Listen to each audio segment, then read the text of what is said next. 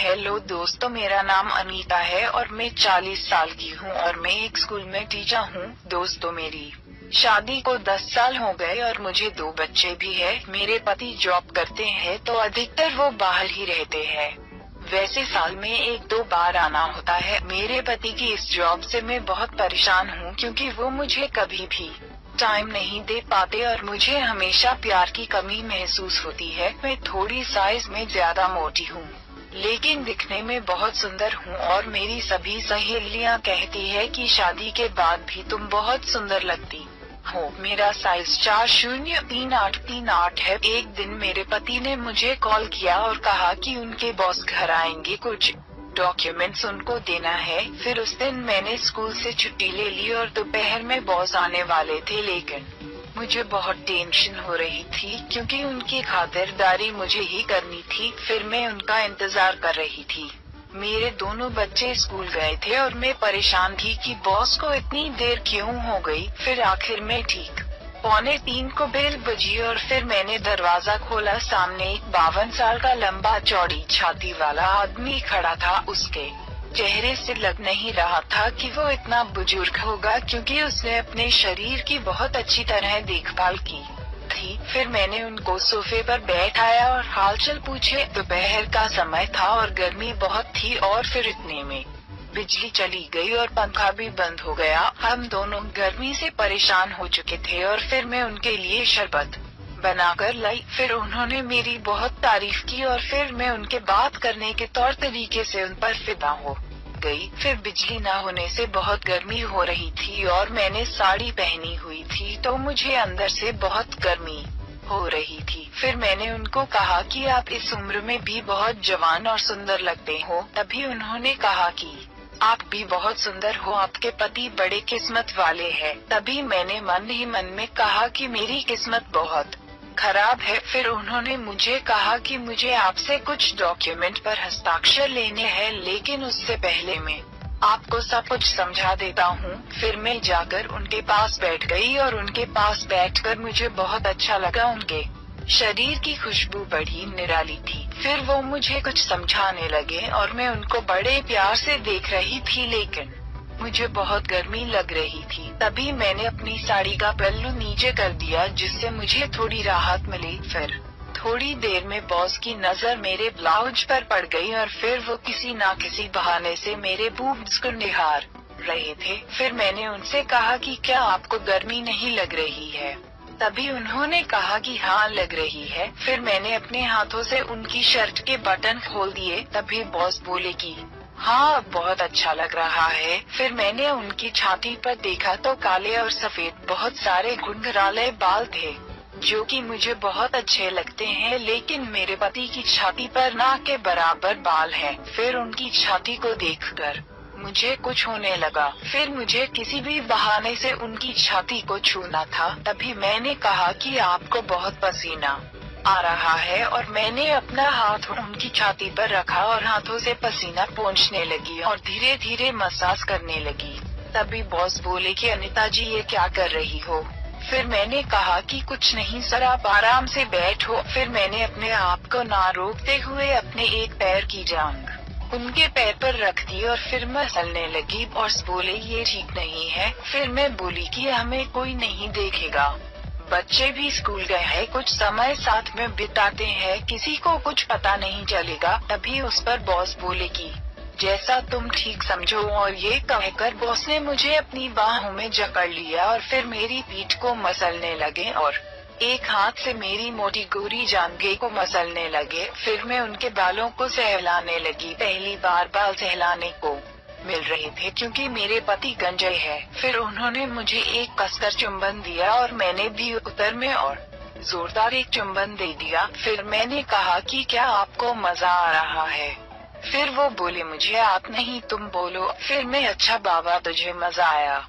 फिर उसने बोला कि हाँ मेरी जान। फिर कुछ देर हम यूं ही एक दूसरे को सहलाते रहे। फिर थोड़ी देर बाद मैंने कहा कि जानू हम बेडरूम में चलते हैं ना? तभी वो बोले ठीक है जान। फिर मैं उन्हें अपने बेडरूम में लेकर गई और फिर मैंने अपने हाथों से उनके सारे कपड़े उतार दिए। अब वो अपनी अंडरवियर में थे और उनकी अंडरवियर में से उनका टाइट लंच साफ साफ दिख रहा था। तभी मैं उनकी छाती को चूमने लगी और उनकी छोटी निप्पल को अपनी जीभ से चाटने लगी, लगभग पूरी की पूरी चाटी। तभी उन्होंने अपने दोनों हाथों से मेरा ब्लाउज उतार दिया और वो बोले, वाह ये इतने बड़े बड़े आम। फिर मैं बोली, जान आपको आम पसंद है?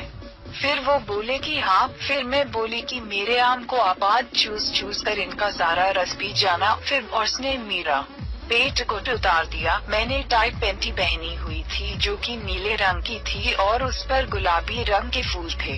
तभी वो बोले कि अनीता आपकी पसंद बहुत अच्छी है। फिर मैंने कहा कि धन्यवाद जान। फिर मैं पैंटी और ब्रा में थी और वो अंडरवियर में थे। तभी मैंने उनको कसकर अपने आगोश में ले लिया और छप्पी पे झप्पियां देती रही। फिर मैंने उनको पूछा कि जान मैं बहुत मोटी हूँ ना?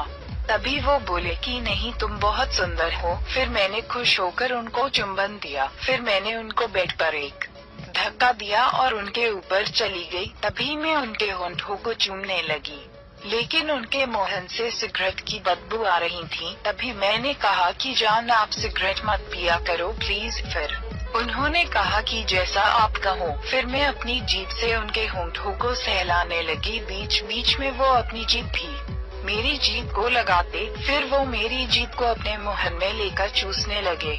बड़ा मजा आ रहा था। फिर मैं उनकी सीधी तरफ आकर लेट गई और फिर उनकी जांघों को मैंने मसाज किया और फिर उन्होंने अपना एक पैर मेरी दोनों जांघों के बीच डालकर मुझे जोर से अपने पास खींच लिया और फिर उनका लौंड मेरी पैंटी को छू रहा था। और फिर मैं अंदाजा लगाने लगी कि उनका लंड कितना मोटा और बड़ा होगा और फिर मैंने चूमना शुरू किया। तभी उन्होंने मेरी ब्रा से मेरे बूब्स बाहर निकाले और मुंह में डाल लिए और फिर वो बोले कि आज इसका सारा रस पी जाऊंगा। फिर मैं बोली, मेरे राजा मैंने तुम्हारे लिए ही इन्हें तैयार किया है, इसको तुम जोर से दबाओ, रस निकाल लाओ और पी जाओ। फिर उन्होंने जैसे ही दबाया मेरे बूब से कुछ दूध की बूंदें उनके मुंह पर पड़ी। फिर मैं बोली, अरे बाबा मेरी चूचियां मुंह में डालो, फिर दबाओ जिससे रस मुंह में ही जाएगा, बाहर नहीं। फिर कुछ ही देर बाद मेरे बड़े गोरे गोरे बूब्स लाल हो चुके थे और मेरा अंग अंग तपते हुए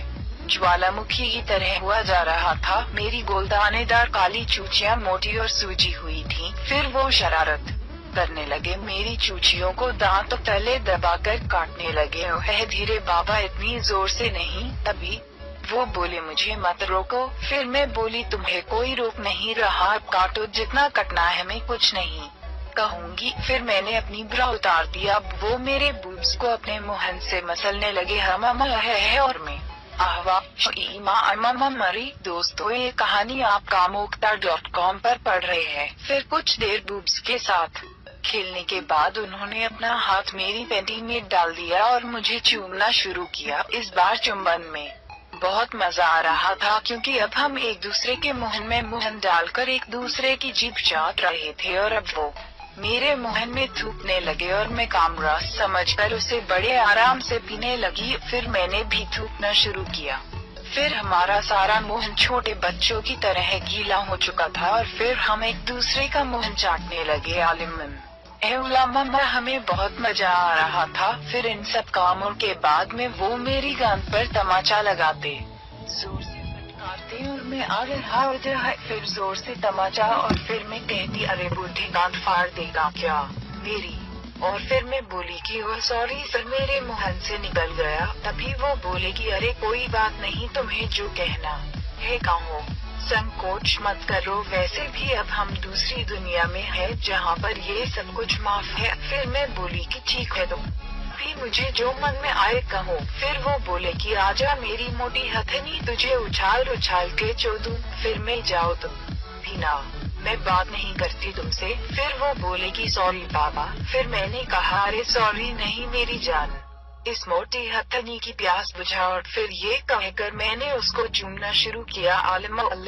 फिर चुंबन के बाद में वो अचानक से उठ गए और मेरी पैंटी उतार दी और बोले कि इतने बाल, वाह। फिर मैं बोली कि क्या तुम्हें जूत पर बाल पसंद है?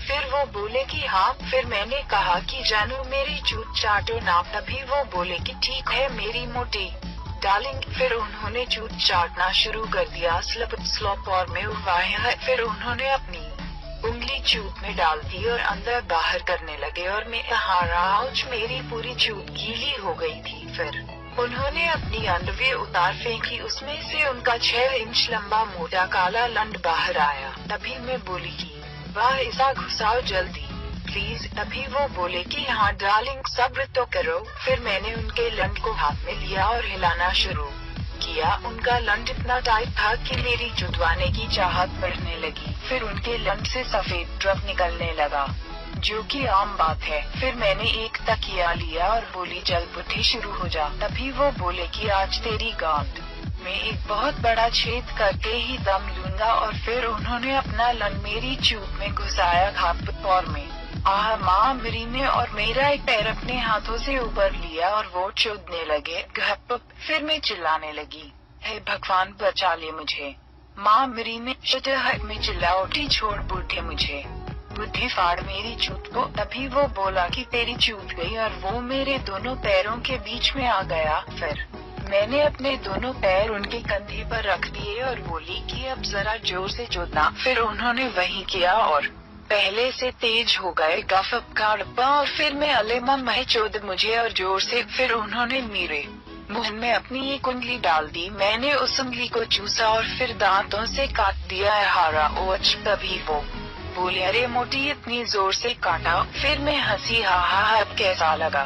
फिर मैंने प्यार से दोनों हाथ ऊपर कर उनको बोला जान मेरी बाहों में आओ ना। फिर उन्होंने मेरे दोनों पैर नीचे रख दिए और फिर मेरे ऊपर आ गए। फिर मैंने अपने हाथों से उनको दबोच लिया और उनकी पीठ को मसलने लगी और बोली आज असली मर्द मिला है। तभी वो बोले कि अच्छा। फिर मैंने उनको होंठों पर चूमना शुरू किया और बोली मैं तुमसे बहुत प्यार करती हूँ जानू। तभी वो बोले मैं भी तुमसे बहुत प्यार करता हूँ। और फिर उन्होंने चोदना शुरू किया और मैंने उनकी जीभ को मुंह में दबाकर चूसना शुरू किया। तभी उनकी चोदने की रफ्तार बढ़ा गई और बुढ़ापा और मैं हो ओवर तो आज मैं मर जाऊंगी। फिर वो बोले मैं मरने नहीं दूंगा घपप। और फिर एक धीरे से आवाज आई और उन्होंने लंग बाहर निकाला और आवाज की उफ और फिर उनका ज्वालामुखी फट चुका था और सारा गर्म लावा उन्होंने मेरे पेट पर गिरा दिया और बोले जानू अब तुम इसे साफ करो। फिर मैंने उस द्रव को हाथ में लिया, वो बहुत गर्म था। फिर एक दो बंद को चाट लिया और फिर अपनी पेंटी से उनके लंड को साफ किया और फिर अपने पेट के ऊपर के द्रव को भी हटा दिया। फिर वो मेरे पास आकर गिर गए। मैं जाकर उनसे लिपट गई और चिमटे हुए कहा कि आपका बहुत बहुत धन्यवाद। तभी वो बोले आपका स्वागत है। फिर कुछ देर हम नंगे ही एक दूसरे की बाहों में सोते रहे। फिर हमने कुछ देर तक यहाँ वहाँ की बातें की। फिर उसके बाद मैंने कहा कि अब तुम्हें जाना चाहिए, बच्चों का स्कूल से आने का टाइम हो गया है। तभी उन्होंने कपड़े पहन लिए और फिर मैंने भी गाउन पहन लिया। जाते समय मैंने उनको किस किया और फिर मैं बोली अगले शनिवार बच्चे नानी के यहाँ जा रहे हैं, तुम जरूर आ जाना। वो बोले मैं जरूर आऊँगा। आपको मेरी कहानी कैसी लगी जरूर बताना। धन्यवाद।